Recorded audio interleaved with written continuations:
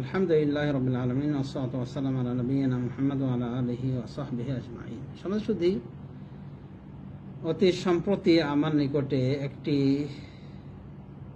Link এসেছে, মানুষ পাঠিয়েছে।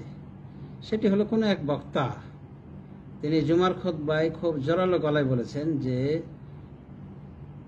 ঈদের যে তাকবীরগুলি পাঠ করা হয় তাশরিকের দিনগুলিতে বা পহেলা জিলহজ থেকে যে 10 জিলহজ এমনকি তার পরবর্তী পর্যন্ত তাকবীরে মুতলাক বলা যেতে পারে, যে কোনো সময় তাকবীর যে পড়ার নিয়ম। তো এই তাকবীরের শব্দ আল্লাহু আকবার, আল্লাহু আকবার, লা ইলাহা ইল্লাল্লাহ, আল্লাহু আকবার, আল্লাহু আকবার ওয়া লিল্লাহিল হামদ, এটা নাকি প্রমাণিত নাই এবং এই মর্মে জাল হাদিস ছাড়া আর কিছু নাই। এইভাবে উনি বলার চেষ্টা করেছেন। এক কথায় এটা একটা জাল দোয়া উনি বলার চেষ্টা করেছেন, মানে সারা বিশ্বময় এই জাল দোয়াটি পড়ছে।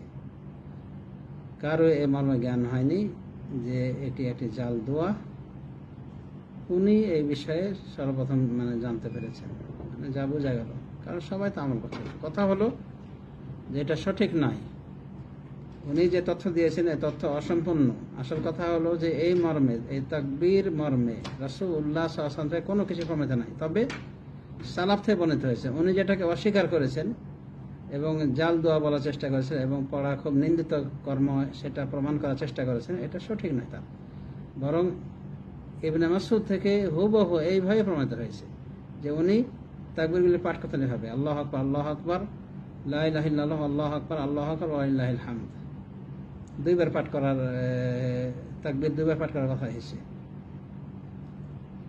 মুসনাদ ইবনে আবি শাইবাতে 1 নম্বর খণ্ড 167 পৃষ্ঠা। হ্যাঁ, আর একবার নয়, মুসনাদ ইবনে আবি শাইবাতে এসেছে যে উনি এই তাকবীরটা পাঠ করতেন প্রথমে 3 বার করে, আল্লাহু আকবার, আল্লাহু আকবার, লা ইলাহা ইল্লাল্লাহ, আল্লাহু আকবার, আল্লাহু আকবার ওয়া লিল্লাহিল হামদ। তার মানে দুইভাবে প্রমাণিত হয়েছে ইবনে মাসউদ থেকে। শেখ আলবানী বলেন ইসনাদুহু সহিহ, আর সনদ হলো সহিহ। দেখুন ইরওয়াউল গালিল, শেখ আলবানী ইরওয়াউল গালিল এখানে আলোচনা করেছেন এবং বলেছেন ইবনে আবি শাইবা এই আসরটি বর্ণনা করেছে ইবনে মাসউদের 2 বর্ণনা সহ, প্রথমে তাকবীর দুইবার, আবার প্রথমে তাকবীর 3 বার, এরপরে লা ইলাহা ইল্লাল্লাহ, আল্লাহু আকবার, আল্লাহু আকবার ওয়া লিল্লাহিল হামদ। তো শেখ আলবানী বলছেন এটাকে মুসনাদ ইবনে আবি শাইবা বর্ণনা করেছেন, এই আসরটি ইবনে মাসউদের এই তাকবীর পড়া। তো হুবহু এই তাকবীর তো এসেছে, তো এত প্রপাগান্ডা করার কি ছিল? হ্যাঁ, এই মর্মের হাদিস জাল বললেও কোনো আপত্তি নাই, কিন্তু এই দোয়াটি যে প্রমাণিত, এই জিকিরটি যে প্রমাণিত, সেটা তো বলতে হবে। এই হাফ তথ্য দিয়ে হাফ জ্ঞানের পরিচয় দিলে তো হবে না। তারপর একটা লক্ষ্য করা উচিত ছিল যে সারা বিশ্বময় এই জিকিরটা পাঠ করছে, এই দোয়াটা পাঠ করতেছে, তো অবশ্যই কিছু ভিত্তি থাকতে পারে। শেখ বিন বাজ, শেখ ইবনে উসাইমিন, অতীতের উলামায়ে কেরাম, মুহাদ্দিসিনে আযম সবাই পাঠ করছে, সবাই এই জাল হাদিসের আমল করছে।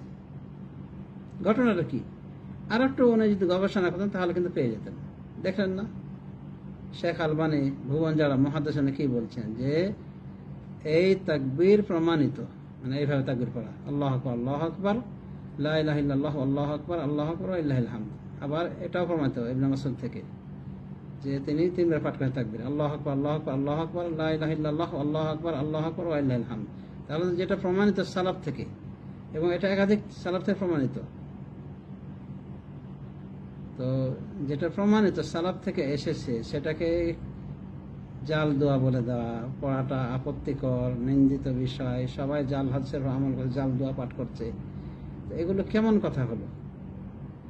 তো এই জন্যেই কোনো বিষয়ে আলোচনা করলে গবেষণা ভালো হবে, গবেষণার হক আদায় করে বলতে হয়। এইভাবে অসম্পূর্ণ তথ্য দিয়ে মানুষকে, আম পাবলিককে বিভ্রান্তিতে ফেলার কোনো অর্থ হয় না। তো যা হোক, সমাজসুধী আশা করি বুঝতে পেরেছেন যে বিভ্রান্তিত হওয়ার কোনো কারণ নেই। এই মর্মে রাসূলুল্লাহ সাল্লাল্লাহু আলাইহি ওয়াসাল্লাম থেকে কোনো দোয়া জিকির প্রমাণিত নয়, অর্থাৎ প্রচলিত যে জিকির, কিন্তু এটি অবশ্যই প্রমাণিত সালাফ থেকে। তাতে বুঝতেই পারলেন এই নাতে দীর্ঘ আলোচনা থেকে। সুতরাং ওনার বক্তব্যে বিভ্রান্তিত হবেন না, বরং ওনাকে প্রয়োজনে এই আলোচনাটা পৌঁছায় দেবেন। আর আমার পক্ষ থেকে ওসিয়ত থাকলো যে আধা গবেষণা করে এই ফিল্ডে আসেন না বা জনগণকে বিভ্রান্তিত করবেন না, বরং আপনার থেকে যারা জ্ঞানী তাদেরকে জিজ্ঞাসা করে নেবেন, বা বই কেতাব দেখে পড়াশোনা করে ভালোভাবে স্টাডি করে তারপরে মানুষকে, জাতিকে, মুসলিম জাতিকে কিছু উপহার দিবেন। আর নতুবা চুপ থাকাটাই প্রশস্ত। হাদা ওয়া সাল্লাল্লাহু আলা নবিয়িনা মুহাম্মদ ওয়া আলা আলিহি ওয়া সাহবিহি আজমাইন। পরিশেষে বলবো যে উনি আরেকটা জিকিরকে বলেছে, এটাও প্রমাণিত নয়। ঠিক আছে, আল্লাহু আকবার কাবীরা আলহামদুলিল্লাহ কাসীরা ওয়া সুবহানাল্লাহি বুকরাতান ওয়া আসীলা, এটি সহিহ বুখারীতে রয়েছে। তবে সালাতের ভিতরে পাঠ করেছিলেন কোন এক সাহাবী, তার প্রশংসায় রাসূলুল্লাহ সাল্লাল্লাহু আলাইহি ওয়াসাল্লাম অনেক কিছু বলেছিলেন। তো উলামায়ে দ্বীনের কথা যে জিকির, তাকবীর, এগুলি আল আমরু ফিহি ওয়াসি', এই দিনগুলির জিকির তাকবীরের ক্ষেত্রে প্রশস্ততা রয়েছে। মানে তাকবীর যে কোনো ভাবে যদি পড়ে তো তাকবীর হক আদায় হয়ে গেল, জিকির আজকার হক আদায় হয়ে গেল। আলেম ওলামাদের এটা কথা।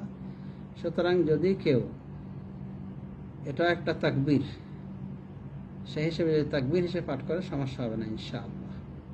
তবে সেটা সালাত থেকে এই জায়গায় পড়া প্রমাণিত নয়, কিন্তু আমভাবে করতে পারে। উলামায়ে দ্বীনের কত আছে, উনি অনেকটা স্বীকার করেছেন এটাকে। তো যাই হোক, যেটাকে জোরালোভাবে অস্বীকার করেছে সেটা হলো এই প্রচলিত তাকবীরটি, যেটা সব থেকে প্রসিদ্ধি লাভ করেছে আম এবং খাস সর্বপ্রকার মানুষের ভিতরে। তো যাই হোক, আশা করি বিভ্রান্ত আর হবেন না ওনার কথাই, কারণ এই তাকবীর পদ্ধতি সালাফ থেকে প্রমাণিত, যেটা উনি বলতে পারেননি বা বলেননি। তো হাফ গবেষণা কেউ না করে গবেষণা পূর্ণ করবেন এবং আলোচনার আগে 10 বার ভাববেন যে আমার আলোচনাটা কি সম্পন্ন হয়েছে নাকি হাফ হয়েছে।